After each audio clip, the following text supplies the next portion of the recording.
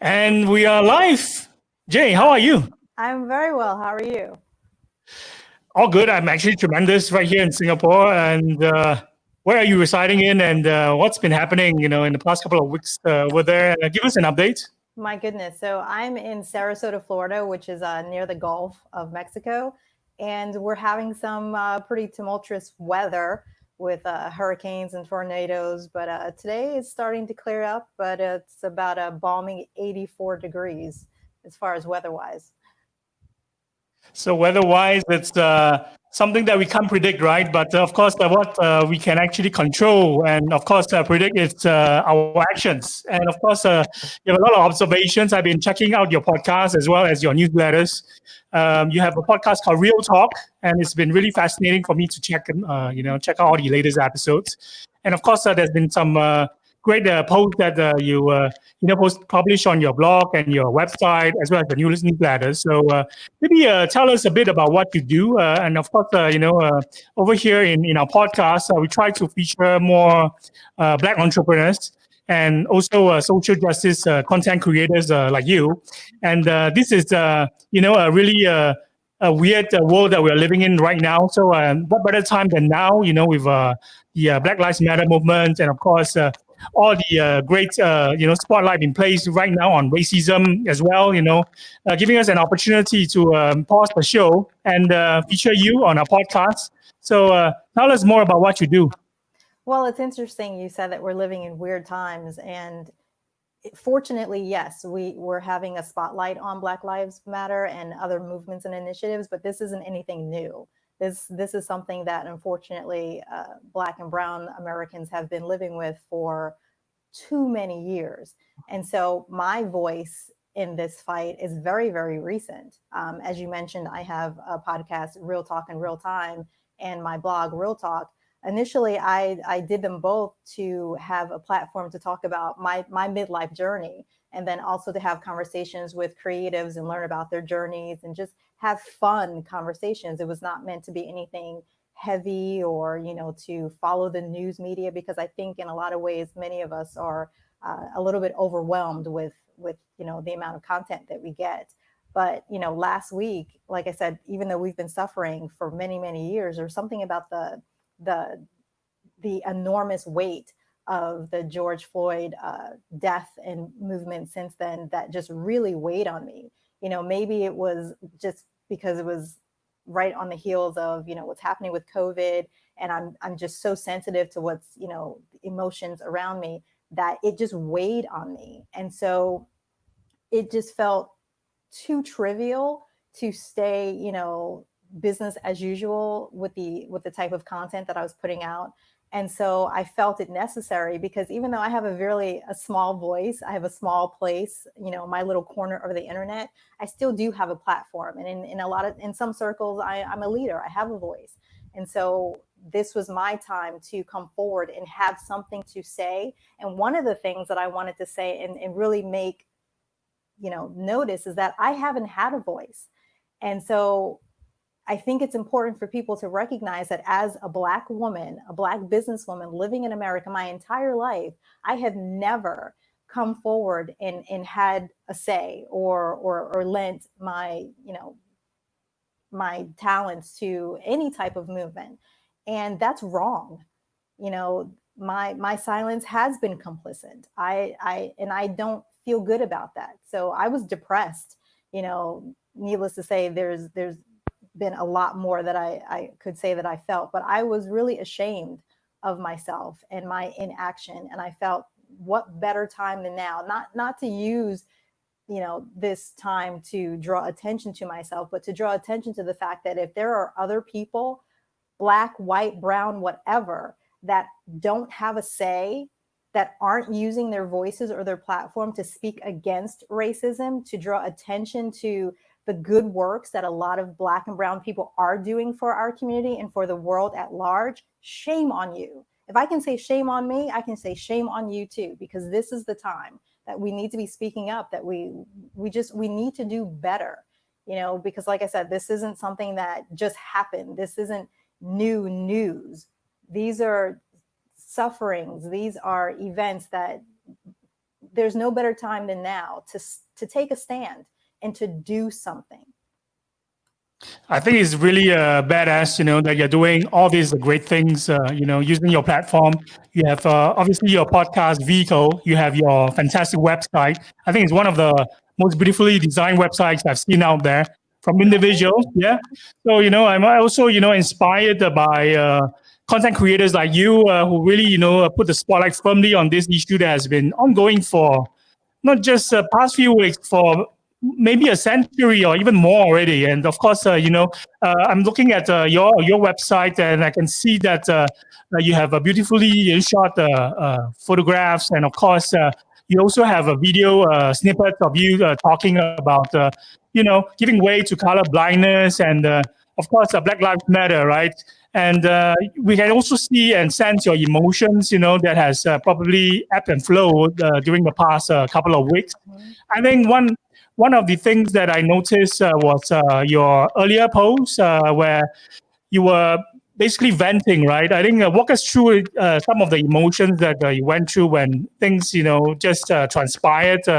And initially, what was your take on social media, and what was your point of view in terms of using social media and your vehicle and your platform to voice out, and how that has changed, during the past few weeks, the past few days especially. Has any, of your feelings and sentiments about social media especially also changed during the last couple of days? It's been really interesting, Wayne. I tell you, I have a love-hate relationship with social media. I've worked in social media marketing and management for the greater part of most of my career, and it is a necessary evil, unfortunately. It's an opportunity for people to misuse platforms, and so I've shied away, like I said, with some issues, and yet I obviously use social media to promote the things that I write, but it's never been like the serious stuff, like I mentioned before. And so now I'm finding that I need to use this, all of my platforms and the opportunity to use free media, because that's what social media is, to lend voice and to give attention. And so, with Real Talk and my other stuff, I am blatant.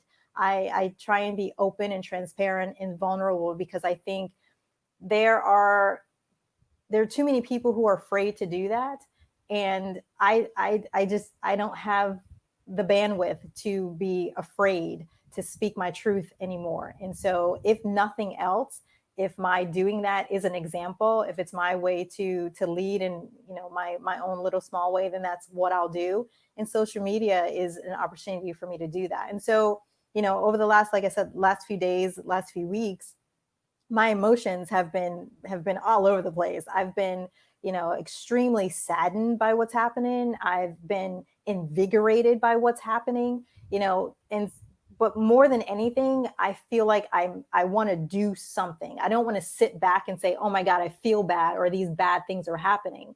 Because for me, that live on purpose that I've been talking about for years, that's putting your purpose in action. Once you find that you have a place and you can use that for good, then do it.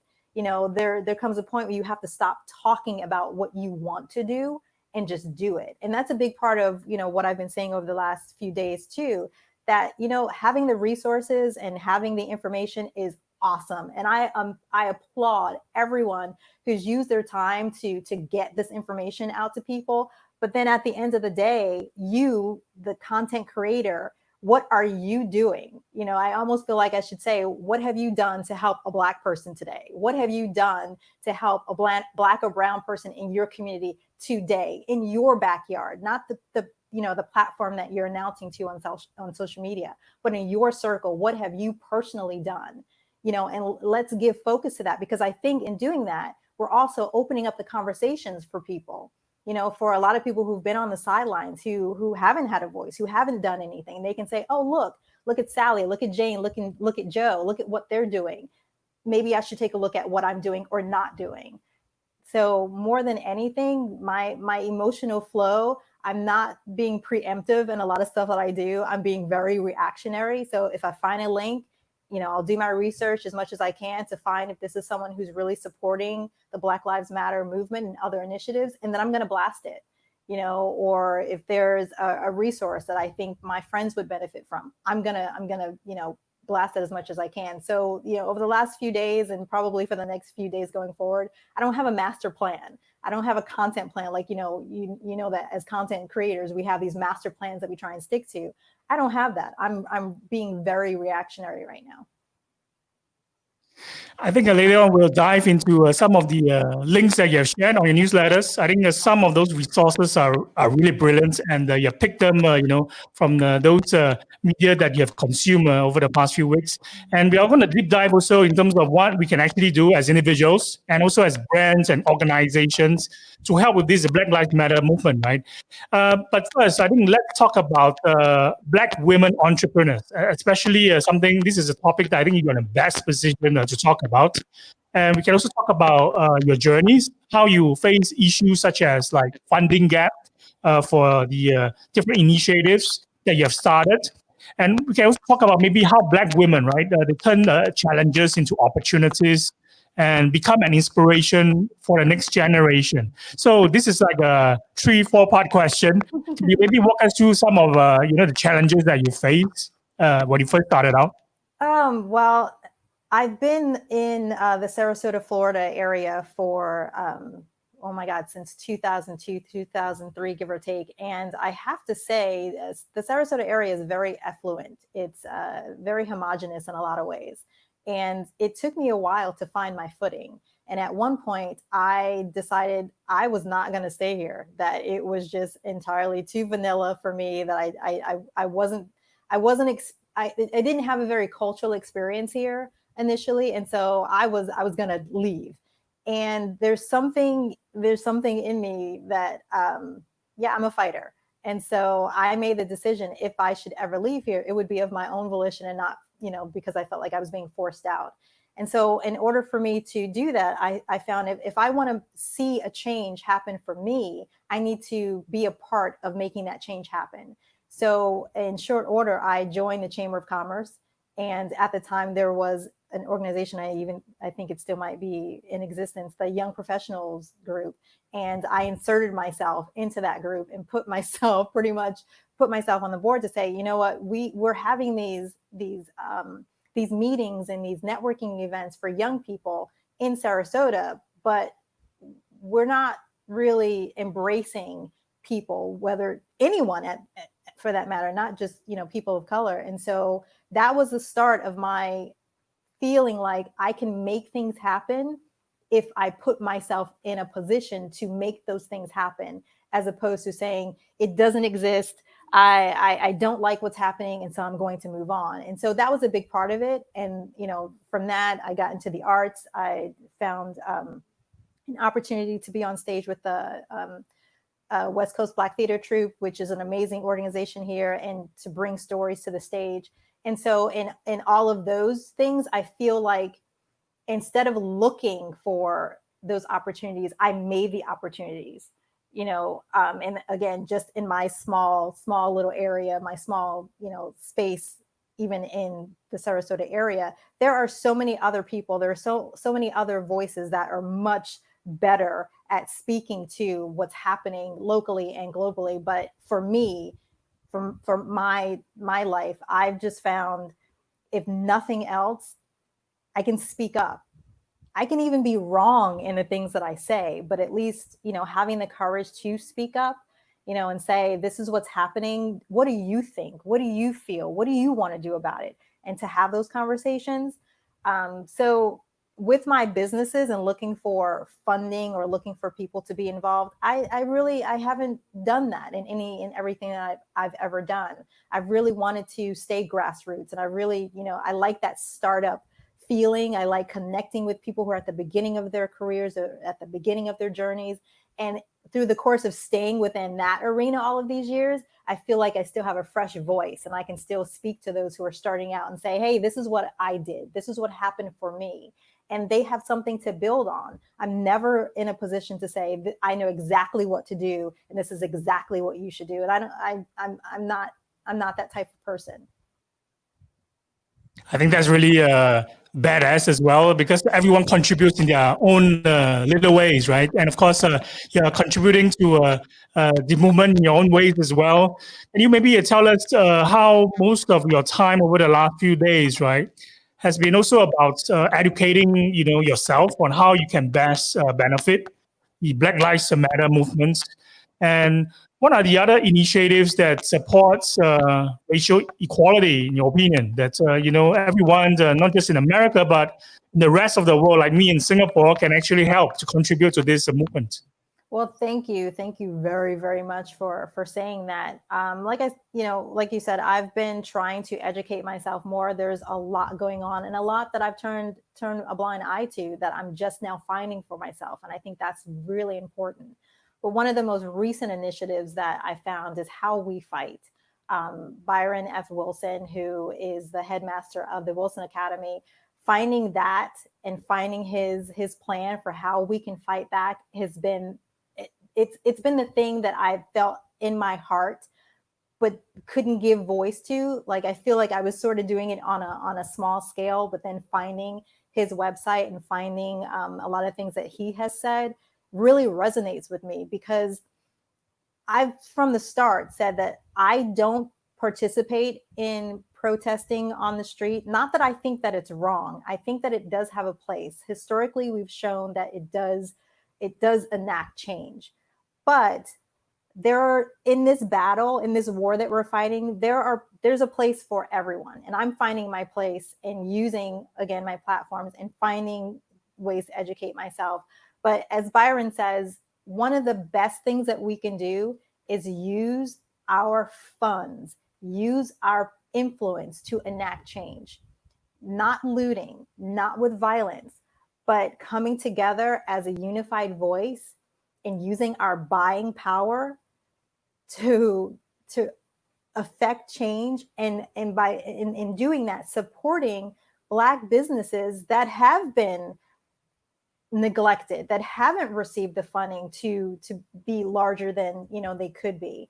And so that's probably going to be the bulk of a lot of my attention over the next few weeks, if not for as long as I possibly can, to bring attention to this is how we do it.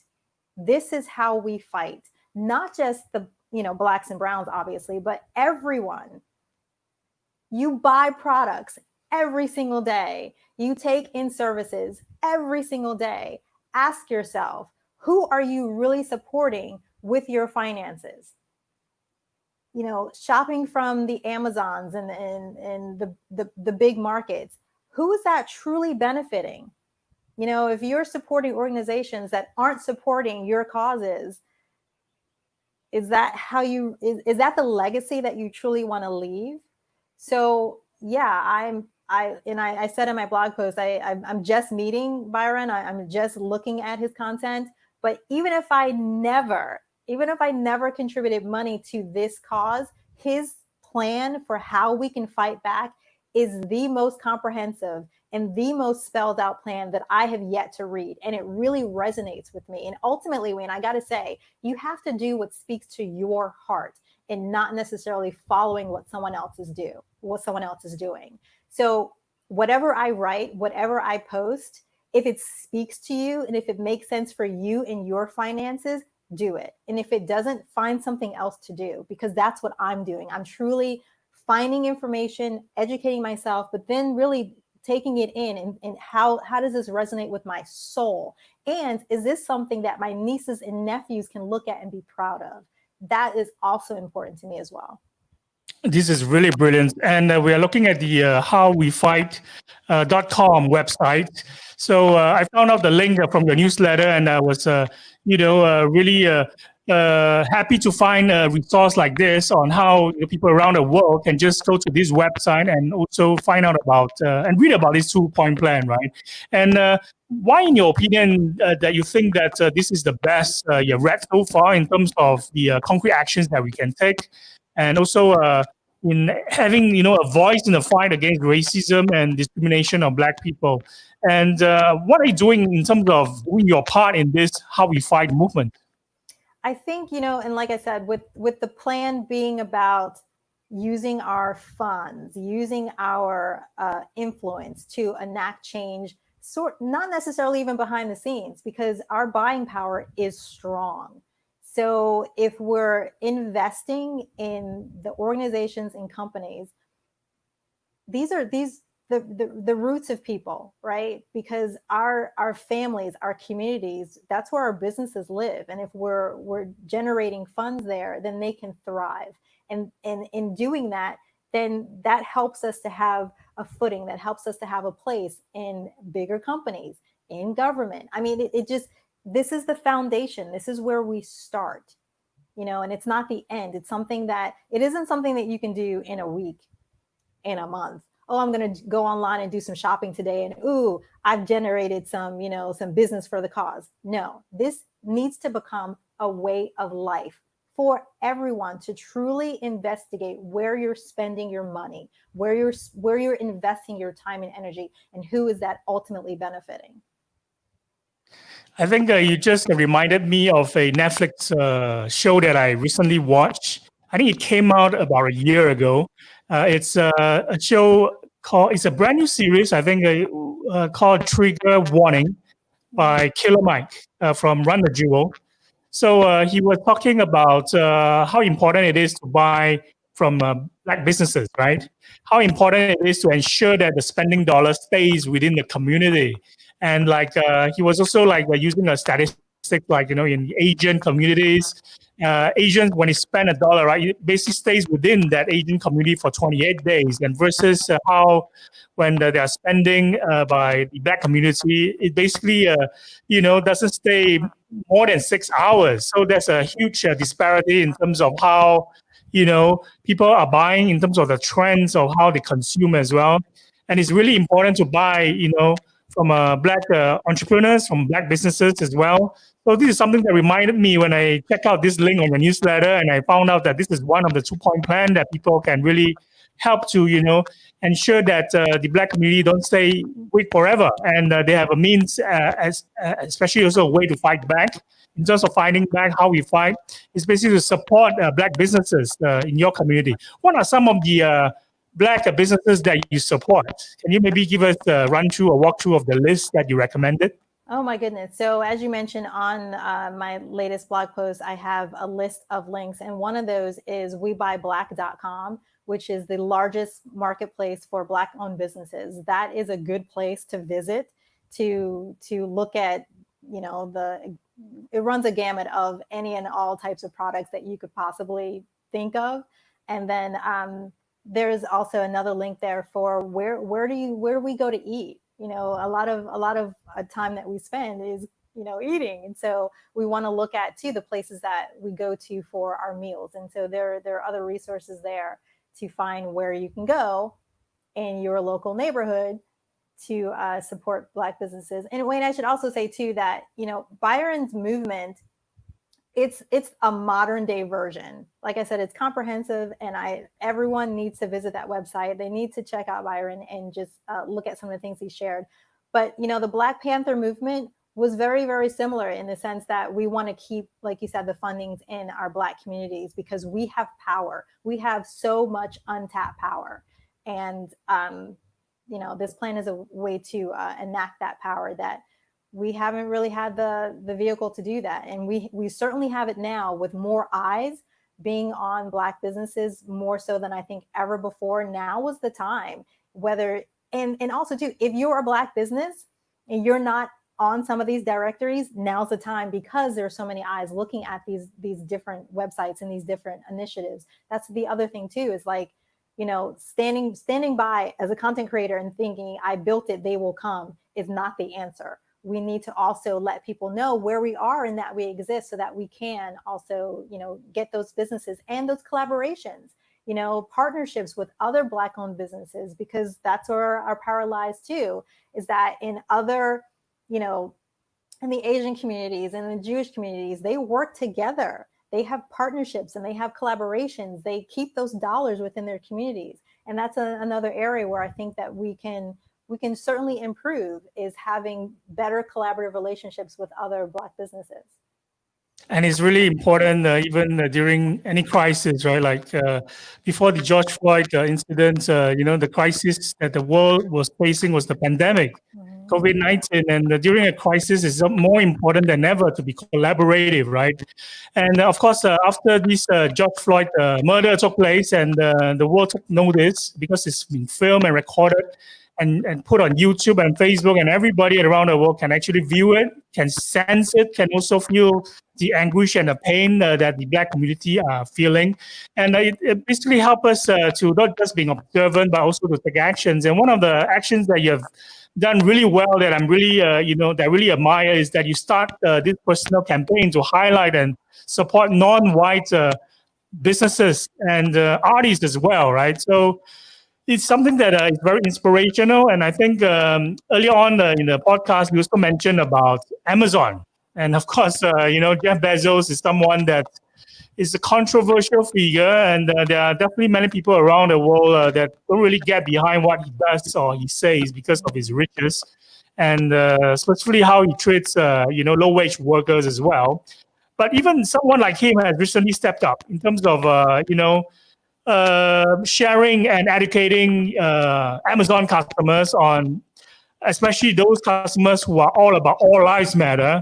He basically educate them with his, emails and using his socials to tell them why Black Lives Matter.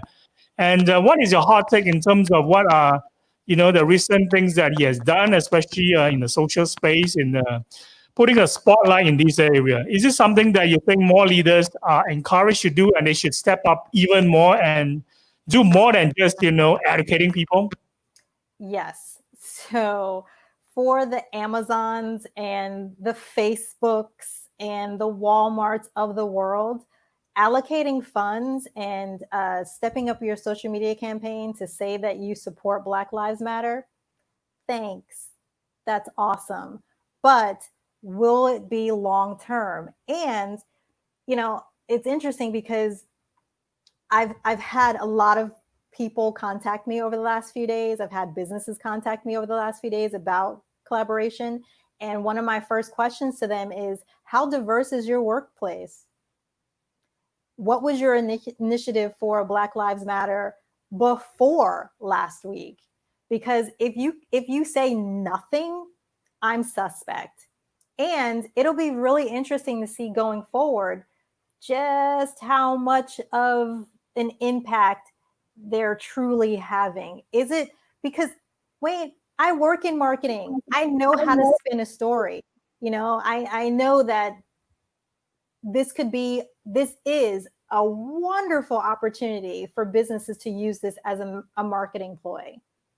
So over the course of time, we'll really see if they're truly putting their money where their marketing is. So yeah, it's great now. I love to see that, but I want to see that next month, next year, and in years to come. So for right now, like I said, thanks. Those dollars are awesome. But over the course of time, I want to see that they're truly enacting change, that you're truly involved in the fight and not just using this opportunity to sell more, to line their pockets, as opposed to truly being about encouraging and supporting the initiatives to stop racial violence against Black and brown people. Ultimately, that's what we're after. We're after equality. We're after making changes so that we're not continually suffering violence of corrupt people that we put in places to support and protect us. That's really what we're trying to do. So again, thanks, Mr. Amazon. Really appreciate it. But let's see this over the long term. Yes, I think completely. In terms of not just communicating or being opportunistic, during times like this, but to sustain this message and to see real concrete actions taking place, right? For example, sitting on the board of directors, like if there's only one at the moment, why couldn't there be more? And if it's something that is only temporary, people will find out. It's all just about going to the website and seeing what are the concrete actions that it takes after this initial furore is over, right? So we definitely want to see leaders like that take more action. In terms of what you have observed as well, like world leaders or even CEOs or the prime movers and shakers in the world, are there any compassionate leaders that have really touched your heart during these times that you think are worthy, beacons of leadership that everyone in the world should champion? No. I honestly, I don't think I'm in a position to say this is a person of power or someone in a leadership position that you should champion. I'm not there yet, Wayne. Honestly, like I said, I think over the course of time, we'll truly see who's standing out and about the mission and about the initiative. So no, I'm not there yet. So check back with me, and maybe that will change. But for right now, other than the small grassroots initiatives that really speak to me, no, unfortunately, I don't have a list for you yet. I'm similar in that sense. I think we are on the same plane as well. Although I do really love to see examples of compassionate leadership, like in terms of like world leaders like Jacinda Ardern from New Zealand. I think she's showing a lot of compassion with a daily Facebook Live messages, to her citizens on what her government is doing to help people to continue to live a normal life, for example. And of course, I also admire a lot of artists as well, like musicians, because I'm a big music fan. I really, admire the likes of Killer Mike from Run the Jewels, who is always thinking of new way to, spread the message that Black Lives Matter, and also showcasing, injustice in the world as well. In fact, quite similar to what you're doing, using his vehicle, which is music, through collaborations with activists and musicians like Zach from Rage Against the Machine. And the recent album that they put out, I think a few days ago, has a lot of tracks which are featuring lyrics that really talk about, things that are happening, such as bad policing and, police brutality. And of course, Black community being labeled criminals even before, an actual criminal action takes place. It's like they have already been prejudged and being arrested and locked behind bars for no apparent reason. And that's all because of prejudice and, of course, this judgment of, people with a different skin color and basically giving them a death sentence. And these are all the things that should be highlighted through even media as well. Quite similar in what you are doing as well. So we have about 15 minutes left. So before I let you go, I want to definitely deep dive more in terms of what are the other things that we can do to really help in terms of like, for example, individuals like me or organizations and brands, and especially CMOs who are tuning in right now. 80% of our listeners are CMOs. So they would really like to also get inspired from what individuals around the world are doing. And of course, do you have like a list of things that individuals can do to help? Yes, as I mentioned earlier, one of the best things that you can do locally is look at your circle of influence and who are you connected to. And one, ask yourself how many of those in your inner circle are Black or brown. And if there aren't many, that's a problem. That's an issue. Make a friend. Bring someone in your circle. And if you have people in your circle, ask them, how can I help you? How can I best benefit you? What organizations are you supporting that I can help you to support? And then also, check out Byron's website. Look at how we fight. Look at that 2-point plan and find ways to support that. Find ways to support Black-owned businesses. Find ways to use your voice and your platform to bring light to these initiatives that are happening. I think that is the smallest way that we as individuals can be involved. This is fantastic. I think you're pointing us to the right direction in terms of finding resources, in terms of even some organizations which are really doing great things right now. That 2-point plan, I think, is something that we should all deep dive into and not just read it, but also support in whatever ways that we can, either to just share out the link or to even contribute to the cause. I think it's something that we all need to be more aware of, during times like this. And of course, before we let you go, any last message for our listeners who are tuning in, and also where can we find the great work they are doing? Wow, my goodness. So I would say that if you're interested in following businesses and links and resources that I support, I will always put information out on my social media platforms and through my jhermann.com website, as well as my Real Talk newsletter and blog. But also, I will say that the focus right now needs to truly be on unification and highlighting what's happening in the world, making sure that people are educated and not bringing unnecessary focus to, for instance, I had an unfortunate conversation with someone online about why are we upholding the lives of Black people who have committed crimes, and why are we making them into heroes? And that's not what this is about. This is about recognizing that there is a disproportionate amount of violence against Black people strictly solely because of the color of their skin, and that we need to stop that, and we need to have more oversight for our police force. We need to have more education within our government systems, and that we need to have more representation in big businesses. So that would be my closing message, Wayne, is that people truly, you need to educate yourself.